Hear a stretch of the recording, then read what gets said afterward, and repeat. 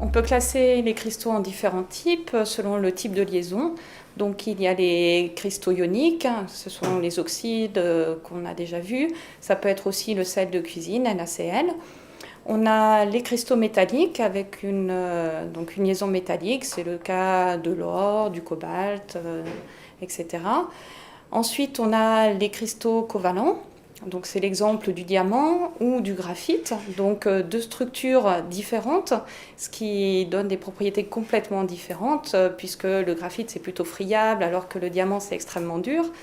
Et les cristaux moléculaires, donc l'exemple typique c'est la glace. Donc le cristal est constitué de molécules d'eau qui vont être liées entre elles par des liaisons faibles, du type notamment liaison hydrogène.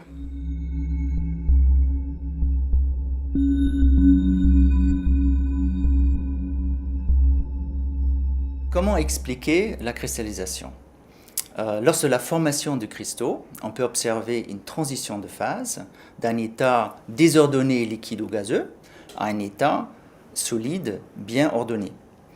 Ce processus peut être comparé à la construction d'un mur, d'une pyramide à l'aide de pierres imbriquées les unes dans les autres. Ici, à la place des pierres, il s'agit d'un auto-assemblage de molécules ou d'atomes grâce à des interactions spécifiques et plus ou moins fortes.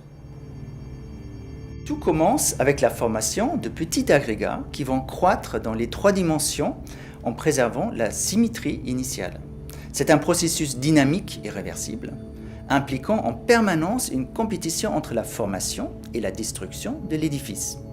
La réversibilité de ce processus est indispensable à la réparation des défauts générés lors de la croissance.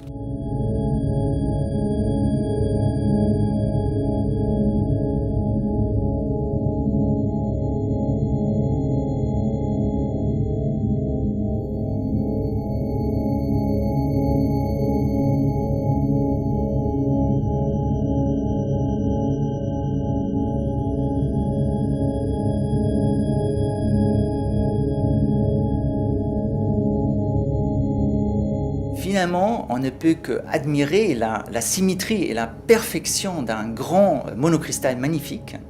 Un tel cristal peut se former uniquement dans des conditions très favorables, avec une croissance relativement lente et régulière.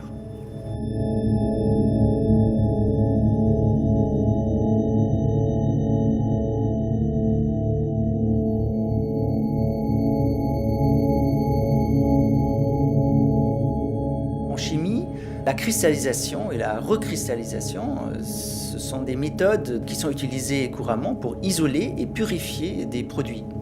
Et lors de ces manipulations, on isole souvent des cristaux qui sont magnifiques. Donc j'étais toujours fasciné par leur forme, leur diversité, leur transparence, leur taille. Et ceci, c'était aussi un aspect important pourquoi je me suis lancé dans ce métier.